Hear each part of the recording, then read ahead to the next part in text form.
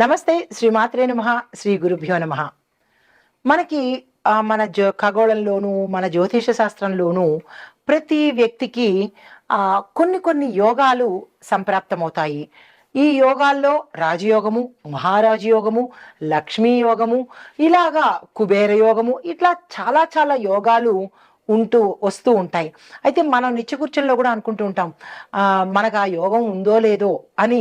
మీరు ఆ మాట వినే ఉంటారు. అయితే ఆ యోగం ఉండాలన్నా యోగం ఉండాలి. అంటే ఏ యోగం మనకి ఉండాలన్నా ఆ యోగం ఉంటేనే మనకి ఆ యోగం కలిగే అవకాశం కనబడుతుంది. అయితే ఇప్పుడు మనం ప్రస్తావించుకునే విషయము కుబేర యోగము. అందరికీ ఆశ్చర్యం కలిగించవచ్చు. కుబేర యోగం ఏంటి? మహాలక్ష్మి యోగము విన్నాము, లక్ష్మీనారాయణ రాజయోగం విన్నాము, మహారాజయోగం విన్నాము, గజయోగం విన్నాము, ఇట్లాగా రకరకాల యోగాలు విన్నాము. ఈ కుబేర యోగము అంటే ఏంటంటే, కుబేర యోగం అనేది మన జాతకంలో, అంటే ప్రతి వ్యక్తి యొక్క జాతకంలో శుభయోగము. ఈ యోగం కావాలని ప్రతి ఒక్కళ్ళు అనుకుంటారు. లక్ష్మీ యోగము, కుబేర యోగము ఎవరికి వద్దు చెప్పండి? అయితే ఈ యోగం ఉండాలన్నా కానీ రాసిపెట్టి ఉండాలి. గత జన్మలో వాళ్ళు మంచి కర్మల్ని చేసుకున్నట్టయితేనే తప్ప ఈ యోగము అందరికీ వచ్చేది కాదు. అయితే అది కర్మరీత్యా. అయితే మన వ్యక్తిగత జాతకంలో ఏ స్థానంలో ఈ యోగం మనకు కనబడుతుంది అనే అంశాన్ని నేను చాలా వివరంగా చెప్తాను. వీలైతే రాసుకునే ప్రయత్నం చేయండి, లేదు అంటే 1-2 సార్లు చూసే ప్రయత్నం తప్పనిసరిగా చేయండి. అయితే ఈ వ్యక్తులు, కుబేర యోగం కలిగిన వ్యక్తులు ఆర్థికంగా చాలా విశేషంగా ఉంటారు. మీరు మన నిత్యకృత్యంలో కూడా మనం చాలా మంది వింటాం, వాళ్ళు కుబేరులు అనుకుంటూ ఉంటారు. ఆయనకేమి మహారాజు కుబేరుడు అని అంటారు కదా. అంటే అంతటి ధనంతో, సౌఖ్యంతో ఉంటూ ఉంటారు అనమాట. అయితే ఈ ఎలాగ మనం వాళ్ళని ఐడెంటిఫై చేయొచ్చు అంటే కనుక, వారికి ధనం ఉంటుంది, సంపద ఉంటుంది, భోగభాగ్యాలు, రాజయోగము అంటే లీడర్గా ఉండడము, పదవుల్లో ఉండడము, ఇలాంటివన్నీ పొందే అవకాశం కనబడుతుంది. అయితే ఎలాగ మనం గుర్తించుకోవాలి వాళ్ళని అంటే, మనకి నిత్య జీవితంలో తెలిసిపోతూ ఉంటారు. వాళ్ళకే కుబేర్లు, వాళ్ళకే మహారాజులు అంటూ ఉంటాం అనమాట. అయితే అవి ఎందులో కనబడతాయి మనకి అంటే కనుక, శ్రీమంతత అంటే పుట్టుకతోనే శ్రీమంతులుగా పుట్టడము, తర్వాత వ్యాపారాల్లో విజయం రావడము, ఆకస్మిక ధనప్రాప్తి రావడము, లక్కీ డ్రాల్లో కానీ లాటరీల్లో కానీ అందరికీ రానిది వాళ్ళకి మాత్రమే పదే పదే తగులుతూ ఉంటుంది. అంటే వాళ్ళకి కుబేర యోగం ఎక్కువగా ఉన్నట్టు అనమాట. కొంతమందికి ఎక్కువగా గౌరవం, రెస్పెక్ట్, ఎక్కడికి వెళ్ళినా సరే అతి సామాన్యంగా వెళ్ళినా వాళ్ళని గుర్తించడము, వాళ్ళకి గౌరవం జరగడము జరుగుతుంటుంది. అంటే వాళ్ళకి కుబేర యోగం ఉన్నట్టు అనమాట. ఇలాంటివన్నీ మనకి ఎలా తెలుస్తాయి అంటే, చూస్తే తెలుస్తుంది. కానీ మనకి మనం తెలుసుకోవాలి అంటే కనుక, మన జాతకంలో ఏ ఏ స్థానాలు బలంగా ఉంటే మనకి కుబేర యోగం ఉంటుంది అనే అంశాన్ని మీకు సవివరంగా తెలియచేస్తాను. అయితే కుబేర యోగం ఏర్పడే పరిస్థితులు ఎలా ఉంటాయంటే, మొదటగా లగ్నాధిపతి, ధనాధిపతి బలంగా ఉంటే కనుక కుబేర యోగం ఉంటుంది. బలంగా అంటే ఎలా అంటే, లగ్నం బలంగా ఉండడమే, లగ్నాధిపతి శుభస్థానంలో ఉండడము. అంటే ప్రతి ఒక్క లగ్నానికి ఒక అధిపతి ఉంటాడు. ఆ లగ్నంలో ఏ గ్రహం ఉందో ఆ గ్రహము శుభస్థానంలో ఉండాలి. నీచ స్థానంలో ఉంటే ఎంత లగ్నం బాగున్నా కానీ నీచయోగం ఉంటుందే తప్ప ఆ బలం అనేది రాదు. దీంతో ఇంకొకటి ఏంటంటే, ధనాధిపతి బలంగా ఉండి లాభభావము లేదా అంటే లాభస్థానము లేదా ధనస్థానము కూడా అనుకూలంగా ఉండాలి.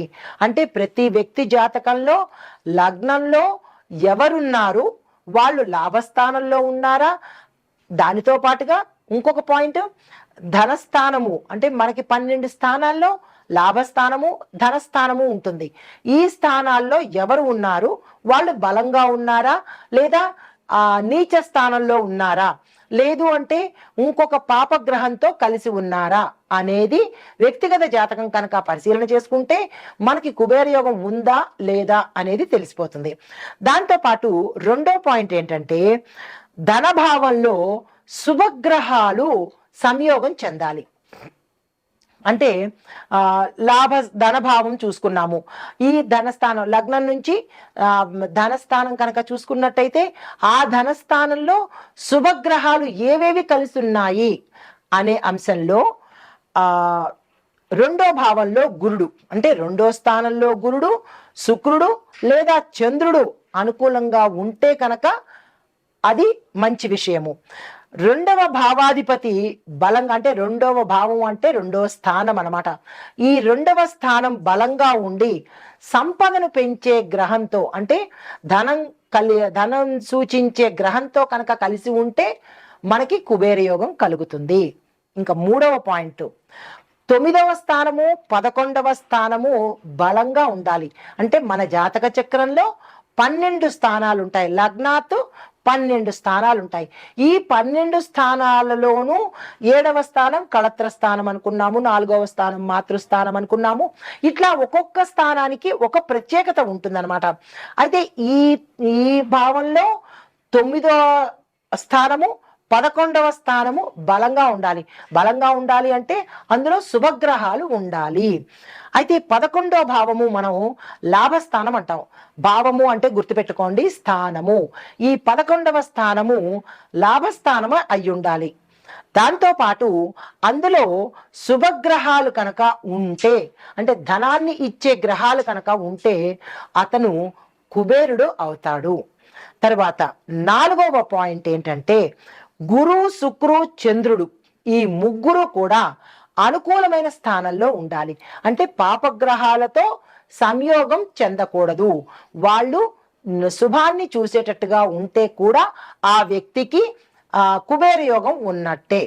అయితే గురు కర్కాటక, ధనస్సు, మీన రాశుల్లో ఉండాలి. అంటే ఈ 3 రాశుల్లోనూ గురువు బలంగా ఉండాలి.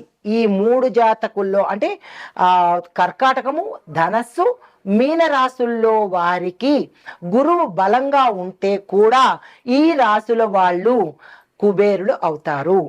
అయితే శుక్రుడు వృషభ రాశిలో బలంగా ఉండాలి. చంద్రుడు కర్కాటక, వృషభంలో కూడా బలంగా ఉన్నట్టయితే ఆకస్మిక ధనప్రాప్తి, వాళ్ళు ఏది ముట్టుకున్నా ధనం రావడము, చిన్న జస్ట్ లాటరీగా తీసిన అందులో వీళ్ళ పేరు పలకడము, ఇట్లాంటివి అనమాట. ఏదైనా క్యాంపెయిన్కి వెళ్ళినప్పుడు అక్కడ ఏదైనా వెయ్యండి లక్కీ డ్రా తీస్తాము అని చెప్పినప్పుడు వాళ్ళ పేరే పైకి వచ్చింది అని అనుకోండి, అంతమందిలో కూడా, అంటే వాళ్ళకి ఆ సమయంలో వృషభంలో చంద్రుడు, కర్కాటకంలో చంద్రుడు బలంగా ఉన్నారు అని అర్థం అనమాట. తర్వాత 5వది కుబేర యోగము అంటే కనుక ప్రత్యేకమైన గ్రహాల సంయోగము. గురు, శుక్రుడు ఇద్దరూ కూడా ధనాన్ని, లాభాన్ని భాగ్యస్థానంలో ఉండి అనుకూలమైన దృష్టిని కనుక చూసినట్టయితే ఆ వ్యక్తికి కుబేర యోగం ఉన్నట్టు లెక్క. తరువాత శని లగ్నాధిపతి స్థానాన్ని నుంచి ధనస్థానాన్ని చూసి అనుకూలంగా చూసినట్టయితే వ్యాపారంలో అనుకూలత కలిగి ధనం వచ్చే అవకాశం కనబడుతోంది. అయితే ఈ కుబేర యోగము, ఇందాక మనం స్థానాలు చెప్పుకున్నాం కదా, ఇప్పుడు కుబేర యోగము ఎట్లా ఏర్పడుతుంది అంటే కనుక వార్షిక ఫలాల్లో లేదా దశా భక్తి ప్రభావంలో కనుక కుబేరుడు అంటే కుబేర యోగం కలిగే అవకాశం ఉంది. అయితే గురు, శుక్రు, శని దశలలోనూ ప్రత్యేకంగా గురు దశలో ప్రతి వ్యక్తికి దశ, అంతర్దశ, మహర్దశలు ఉంటాయి. ఈ దశల్లో గురు, శుక్రు, శని దశల్లో ప్రత్యేకంగా గురు మహర్దశలో, అంతర్దశలో ఉంటే కనుక ఈ ప్రభావం ఏర్పడుతుంది. తరువాత వీరికి ఎలాంటి ప్రభావం వస్తుంది? అద్భుతమైన ధనప్రాప్తి, ఆకస్మిక ధనప్రాప్తి, ఆస్తి లాభాలు, వ్యాపార విస్తరణ, ఎక్కడ పట్టుకుంటే అక్కడ బంగారం అన్నట్టు కనబడుతుంది అనమాట. 2వ పాయింట్, గురు లేదా శుక్రుడు ధన సంబంధిత రాసుల్లో ఉన్నప్పుడు ఆ యోగం కలుగుతుంది. అది ఎలా అంటే కనుక గురు మేష, కర్కాటక, ధనస్సు, మీన రాశుల్లో సంచారం చేసినప్పుడు ఒక వ్యక్తి జాతకంలో ఇన్ని పరిశీలన చేయాల్సి వస్తుంది. కుబేర యోగం ఉందా లేదా తెలుసుకోవాలంటే ఇన్ని స్థానాలు మనం చూసుకుంటూ ఉండాలి. అయితే శుక్రుడు తుల, వృషభ, కర్కాటక, మీన రాశుల్లో బలంగా ఉన్నప్పుడు, అంటే నీచ స్థానం కాకుండా శుభస్థానాల్లో ఉన్నప్పుడు కుబేర యోగం ఏర్పడుతుంది. మూడవ పాయింట్, విశేషమైన గ్రహ సంయోగం జరిగినప్పుడు, అంటే ప్రత్యేకమైన రోజుల్లో. ఇవి మనకి ఒక జాతకుడికి నిత్యకృత్యంలో, కానీ ప్రత్యేకమైన రోజుల్లో కూడా కొన్ని కొన్ని గ్రహాలు షష్టగ్రహ కూటమని కానీ, లేదా మనకి కొన్ని గ్రహాల కూటమిలు జరుగుతూ ఉంటాయి, గ్రహాల సంయోగం జరుగుతుంది. అలాంటప్పుడు అక్షయ తృతీయ కానీ, ధనత్రయోదశప్పుడు కానీ, గురుపుష్య అమృత యోగంలో కానీ, మహాలక్ష్మి పూజా సమయాల్లో కానీ కుబేర యోగ ప్రభావము ఎక్కువగా కనపడుతుంటుంది. అయితే ఇవి అర్ధోదయ యోగము, శుక్లపక్షంలో వచ్చే శుభ ముహూర్తాల్లో కూడా ఇలాంటి యోగాలు కలిగే అవకాశం అప్పుడప్పుడు కలుగుతూ ఉంటుంది ప్రతి జాతకుడికి. అయితే ఇప్పుడు మీకు ఈ కుబేర యోగం కలగడంలో ఎట్లాంటి ఫలితాలు వస్తాయి అనే సంశయం కలుగుతుంది కదా. అయితే ప్రయోజనాలు ఏంటి అంటే కనుక, ఆర్థికంగా అభివృద్ధి చాలా విశేషంగా ఉంటుంది. వాళ్ళు మట్టిని పట్టుకున్నా అది బంగారం అయ్యేటట్టు, దర్భని పట్టుకున్నా అది బంగారం అయ్యేటట్టుగా ఉంటుంది. దానితో పాటు వ్యాపారంలో వృద్ధి, పెట్టుబడుల్లో అధిక లాభాలు, సంపద పెరిగి రాజయోగ స్థాయికి వెళ్ళడము, అంటే అపర కుబేరుడు అవ్వడము జరుగుతుంది. శ్రేయస్సు, ఖ్యాతి, అధికమైన భోగభాగ్యాలు కలుగుతాయి. అయితే ఈ కుబేర యోగాన్ని బలంగా మార్చాలి అని అంటే కనుక, అంటే ప్రతి జాతకంలో కూడా కుబేర యోగం ఉందా లేదా అని పరిశీలన చేసుకోవడము, దాన్ని మరి బలపరుచుకోవాలి కదా. ఉన్నది కానీ దాన్ని మరింత బలంగా చూసుకోవాలి అని అనుకుంటే కనుక దానికి కొన్ని పరిహారాలు తప్పనిసరిగా చెప్తాను. మీ యొక్క జాతకంలో కుబేర యోగం ఉందా లేదా అనేది పరిశీలన చేయించుకున్నప్పుడు, వ్యక్తిగత జాతక పరిశీలన చేయించుకున్నప్పుడు ఈ అంశాలను దృష్టిలో పెట్టుకోండి. కుబేర పూజ, కుబేర యంత్రాన్ని జపం చెయ్యడము, ఈ రెండు తప్పనిసరిగా చేసుకోండి. దానికి ఒక మంత్రం చెప్తాను, విని రాసుకునే ప్రయత్నం చేయండి. ఓం యక్షాయ కుబేరాయ వైశ్రవణాయ మహారాజాయ నమః అనే ఈ మంత్రాన్ని ప్రతిరోజు 108 సార్లు తప్పనిసరిగా చదువుకోండి. తరువాత ఇది ఎప్పుడు చదువుతారు అంటే ప్రతిరోజు చదువుకోండి. లేదు మాకు కుదరదు అనుకున్నప్పుడు ప్రతి శుక్రవారం కానీ, లేదా పౌర్ణమి రోజు కానీ, మనకి ఇప్పుడు గ్రహణం వస్తోంది, ఆ గ్రహణ సమయాల్లో ఇందాక నేను చెప్పినట్టు మీరు 108 సార్లు చదివితే 108 సార్లు ఫలితం వస్తుంది. కాబట్టి ఆ సమయంలో ఈ జపం చేసుకోండి. తరువాత రెండవ పాయింట్, ధన వృద్ధి కోసము లక్ష్మీ కుబేర సహిత పూజ చేయించుకోండి. అది ఎలా అంటే ప్రతి శుక్రవారము లేదా పౌర్ణమి రోజున లక్ష్మీ అమ్మవారితో కూడినటువంటి కుబేరుణ్ణి పూజించాలి. తరువాత ఎలా పూజించాలి అంటే కనుక, సువర్ణ నాణ్యాలు, కుబేర యంత్రాన్ని పూజా స్థలంలో ఉంచండి. అయితే ఈ ధన వృద్ధి కోసము ప్రతి శుక్రవారము, పౌర్ణమి రోజు లక్ష్మీదేవితో కూడినటువంటి కుబేరుణ్ణి పూజ చేయాలి. ఎలా పూజ చేయాలి అంటే కనుక, సువర్ణ నాణ్యాలు, అంటే కొంతమందికి బంగారు నాణ్యాలు ఉన్నవాళ్ళు బంగారు నాణ్యాలు చేయండి, బంగారు నాణ్యాలు లేని వాళ్ళు వెండి నాణ్యాలతో చేయండి, అది కూడా లేని వాళ్ళు మామూలు నాణ్యాలు, రూపాయి నాణ్యాలు 108 తీసుకొని కుబేర యంత్రాన్ని, దొరికితే కుబేర యంత్రాన్ని, లేదు అంటే కనుక పూజా మందిరంలో లక్ష్మీ సహిత కుబేర పటానికి కానీ విగ్రహానికి కానీ పూజ చేసుకోండి. 108 సార్లు ఆ మంత్రాన్ని తప్పనిసరిగా చదువుకోండి. మూడవ పాయింట్, నిత్యము అంటే ప్రతిరోజు కూడా కుబేర యోగం ఎవరికి వద్దు చెప్పండి. అయితే మీ జాతకంలో కుబేర యోగం లేనప్పటికీ కూడా తెచ్చుకోవాలి అంటే కనుక ప్రతి గురువారము, శుక్రవారము తప్పనిసరిగా లక్ష్మీ సహిత కుబేరుణ్ణి పూజ చెయ్యండి. ఎలా చేస్తారు అంటే కనుక, గురువారం రోజు బృహస్పతి దేవుణ్ణి పూజించండి. పసుపు చిక్కుడుని పంచుకోండి, అంటే చిక్కుడుకాయలు పసుపుని మీ యథాశక్తి పంచుకోండి. కేజీ చిక్కుడుకాయలు 1 కేజీ పసుపు, లేదా 1/2 కేజీ చిక్కుడుకాయలు 1/2 కేజీ పసుపు, ఇలాగా మీ శక్తి కొద్దీ పంచుకోండి. దీనితో పాటు శుక్రవారం నాడు మహాలక్ష్మి అమ్మవారిని, దుర్గా అమ్మవారిని తప్పనిసరిగా పూజ చేసుకోండి. గోధూళి సమయానికి దీపారాధన చేసుకోండి. గోధూళి సమయం అంటే సాయంత్రం సమయం అన్నమాట. ఈ సాయంత్రం సమయంలో వీరిద్దరిని తప్పనిసరిగా పూజ చేసుకోండి. తదుపరి 4వ పాయింట్, దాతృత్వము, ధనాన్ని దానం చేయడము. పీనాసితనం వాళ్ళకి, ప్రతిదీ ఫ్రీగా కావాలి అన్న వాళ్ళకి, ఎదుటి వాళ్ళని మందిని దోచుకుని మేమే బాగుపడాలి అన్న వాళ్ళకి ఎప్పటికీ ధనయోగం కానీ, కుబేరయోగం కానీ, రాజయోగం కానీ, లక్ష్మీయోగం కానీ జరగవు. ఇది తథ్యము. ఎందుకు అంటే ఇచ్చే కొద్దీ వచ్చేస్తుంది. కాబట్టి ఎంత ఇస్తావో అంత వచ్చే ప్రయత్నం భగవంతుడు ఇస్తాడు. కాబట్టి దాతృత్వము అనేది పెంచుకోండి. పీనాసితనము, ఫ్రీగా రావాలి అనే దుర్గుణాన్ని దూరంగా పెట్టండి. ఎందుకు రారండి మీ దగ్గరికి? ధనం కానీ లేదా దేవతలు కానీ ఎందుకు రారు? ఎంతసేపు మాకు రావాలి, మాకు ఇవ్వాలి అనుకునే అలవాటుని పూర్తిగా దూరం చేసుకోండి. మేమివ్వాలి, మేము ఇచ్చే ప్రయత్నం చేయాలి అనే అలవాటుని, దాన గుణాన్ని అలవాటు చేసుకోండి. కఠినంగా ఉన్న వాస్తవం. అయితే గోరక్షణ, అన్నదానం చెయ్యండి. ఎంతసేపు మనమే తినడం, మనకే రావాలి అని కాదు, ఎదుటి వాళ్ళకి ఇచ్చే ప్రయత్నం చేయండి. ఇంతలో అంత ఇచ్చే ప్రయత్నం చేయండి. మాకేముందండి, మాకే కనుక కోట్లుంటే దానం చేస్తాము అని చాలా మంది అంటూ ఉంటారు. కోట్లు ఉన్నవాడు కనీసం కోటును కూడా దానం చేయడు. ఏది చేసినా మధ్యతరగతి వాళ్ళు, కింది స్థాయి వాళ్లే చేయగలగాలి. అంటే పేదవాడు, మధ్యతరగతి వాడే చేస్తాడు. కోట్లుంటే మేము చేస్తాము అంటే ఆ కోట్లు రావాలన్నా కానీ మనం ప్రయత్నం చేయాలి కదా. అయితే గురువారం రోజు బ్రాహ్మణులకు ఏదైనా దానం ఇచ్చుకోండి. అంటే పసుపు, బెల్లము, వస్త్రము, ధనము దానంగా ఇవ్వండి.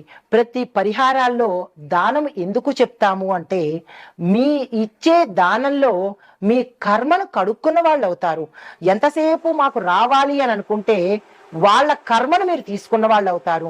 ఫ్రీగా చేయించుకోవడము, ఫ్రీగా అడగడము, దానివల్ల నష్టాలు ఏంటంటే ఇచ్చేవాడు మీకు వదిలించుకుంటాడు, మీరు తీసుకుని దాన్ని తగిలించుకుంటారు. ఏది శ్రేష్టమో మీరే ఆలోచించుకోండి. అయితే ముగింపు ఏంటంటే కనుక కుబేర యోగము ఒక ప్రత్యేకమైన ధనయోగము. ఇది జన్మకుండలిలో సహజంగా ఏర్పడేదే తప్ప మనంతట మనం కృత్రిమంగా ఏ పని చెయ్యలేము. అయితే ఆ వ్యక్తికి అది ఉందా లేదా అనేది వ్యక్తిగత జాతక పరిశీలన తప్పనిసరిగా చేయించుకోండి. అయితే దీంతో పాటు మనం ఏం చేయాలంటే ఈ గురు, శుక్ర, చంద్రుడికి, బుధుడికి కనుక మనం జపాలు, మంత్రాలు జపం చేయడము, జపాలు చేయించుకోవడము, దానాలు చేయించుకోవడము, ఇలాంటివి ఏవైనా ప్రత్యేక హోమాలు చేయించుకున్నట్టయితే ఉన్నది వృద్ధి అయ్యే అవకాశం కనబడుతుంది. అయితే ఈ చేయడం వల్ల మనకేమవుతుందంటే ఈ ధన మార్గాలు ఓపెన్ అవుతాయి. ఈ పనులు చేయడం వల్ల ఏమవుతుంది, ఇప్పుడు తలుపులు మూసేసుకుని కూర్చున్నామనుకోండి, ఇంట్లో వ్యక్తులు బయటికి వెళ్ళగలుగుతారా? వెళ్ళలేం కదా. అలాగే మనము ఇంట్లోంచి బయటికి వెళ్ళాలంటే మూసి ఉన్న తలుపుని ఎలాగైతే తీయాలో, మనకి రాజయోగం పట్టాలన్నా, ధనయోగం పట్టాలన్నా మీ పీనాసితన అనే తలుపుల్ని తీసి దానము, పూజలు ఇలాంటివి కనుక చేసినట్టయితే ఆకస్మికంగా బయట వేచి ఉన్న ఈ యోగాలన్నీ మీకు వచ్చే అవకాశం కనబడుతోంది. ఈ పనులన్నీ చేసుకుని, నేను చెప్పిన ఈ పరిహారాలు చేసుకుని, ఈ పూజలు చేసుకుని, మీ వ్యక్తిగత జాతకంలో కుబేర యోగం ఉందా లేదా అనేది పరిశీలన చేసుకుని, ఒకవేళ ఉంటే కనుక మరింతగా అభివృద్ధి అయ్యేందుకు పరిహారాలు చేసుకోండి. నమస్తే. మనకి కుబేర యోగం 12 రాసుల వారికి ఎలా ఉండబోతోంది, దాని పరిహారాలేంటి, రాశి వారీగా నేను ఇప్పుడు చెప్పబోతున్నాను. అయితే ఈ కుబేర యోగము మనకి మే 13 నుంచి ఏర్పడబోతోంది. అంటే కొంతమందికి 2024 సంవత్సరం మే 1 నుంచి 2025 మే 13 వరకు మనకి కుబేర యోగము ఉంది. అంటే గత సంవత్సరంలోనే ప్రారంభమయ్యి మే 13 వరకు ఉంది కాబట్టి ఇక నుంచైనా ఈ వీడియో చూసిన దగ్గర నుంచి నేను చెప్పిన పరిహారాలు కనుక పాటించుకున్నట్టయితే ఈ సమయంలోనే మనము అధిక ధనవంతులు అయ్యే అవకాశము, కుబేర యోగాన్ని పొందే అవకాశము కనబడుతుంది. అయితే ఈ కుబేర యోగము దేని మీద ప్రభావం చూపిస్తుంది అంటే కనుక ఆర్థిక పరంగాను, వృత్తి పరంగాను, వ్యాపార పరంగాను, కుటుంబ విద్య ఆరోగ్య పరంగాను మనకి విశేషమైన ఫలితాలు చూపిస్తుంది. మరీ ముఖ్యంగా డబ్బుకు సంబంధించిన లావాదేవీలు ఏవైతే ఉంటాయో వాటి మీద ఎక్కువగా ఈ ప్రభావం ఉండబోతోంది. అయితే ఈ ప్రభావము మేషరాశి నుంచి మీనరాశి వరకు ఒక్కొక్క రాశికి ఎలా ఉండబోతోంది అనే అంశంలో తదుపరి రాశి కుంభరాశి. ఈ కుంభరాశి వారికి కుబేర యోగంలో ప్రభావాలు ఫలితాలు ఎలా ఉన్నాయంటే ఆకస్మిక ధనప్రాప్తి కలుగుతుంది. వ్యాపారాలు చేసేవాళ్ళు, వర్తకులు, వాణిజ్యం, వ్యవసాయము, పారిశ్రామిక రంగాల్లో ఇలా ధనానికి సంబంధించి రిలేటెడ్గా ఎవరు ఉన్నా సరే, మనీ ట్రాన్సాక్షన్స్ ఎవరు చేస్తున్నా సరే వారికి ఆకస్మికంగా ధనం రావడము, లాభాలు రావడము, పెట్టుబడుల్లో లాభాలు రావడము, ఇలాగా ధనానికి సంబంధించినటువంటి విశేషంగా పొందే అవకాశము. దీంతో పాటు ఆరోగ్యం పట్ల మాత్రము జాగ్రత్తలు తీసుకోవాలి. అనారోగ్య సూచనలు మే 13 వరకు గోచరిస్తున్నాయి. ఇది ఒక సమయం కాదు కాబట్టి ఈ కుబేర యోగంలో కుంభరాశి వాళ్ళకి అనారోగ్య సూచనలు అన్ని రకాలుగా శారీరకంగా అంటే పలానా భాగమని కాకుండా శరీరంలో అన్ని భాగాలకు కొన్ని భాగాలకు ఇలాగా విపరీతమైన అనారోగ్య సూచనలు, ప్రమాద సూచనలు, దీర్ఘకాలికంగా రుగ్మతలు వచ్చే అవకాశం ఉంది.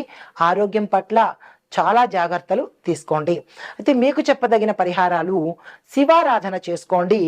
రుద్రాభిషేకం కనుక ప్రతి సోమవారం చేయించుకున్నట్టయితే ఆరోగ్యపరంగా కానీ మీకున్న ఏవైనా ఆంతరంగిక రుగ్మతలు కానీ లేదంటే దోషాలు కానీ ఏవైనా ఉన్నట్టయితే కనుక అవి తొలగిపోయి గ్రహ దోషాల నుంచి బయటపడే అవకాశం కనబడుతోంది. అయితే మీకు చెప్పదగిన మంత్రము ఓం నమ శివాయ అనే ఈ చిన్ని ప్రభావితమైన మహోన్నతమైన ఈ మంత్రాన్ని నిత్యము జపించే ప్రయత్నం చేయండి. మాకు అవ్వదు అని అనుకున్న వాళ్ళు 108 సార్లైనా తప్పనిసరిగా బ్రహ్మముహూర్త సమయంలో చదువుకున్నట్టయితే కనుక ఆ ఆరోగ్యపరమైన అంటే దోషాలు కావచ్చు, సమస్యలు కావచ్చు బయటపడే అవకాశం కనబడుతోంది. ఇది ఈ రాశిలో ఉండే వారికి చెప్పదగిన కుబేర యోగంలో ఫలితాలు, పరిహారాలు, ప్రభావాలు, మంత్రాలు, జపాలు. నమస్తే.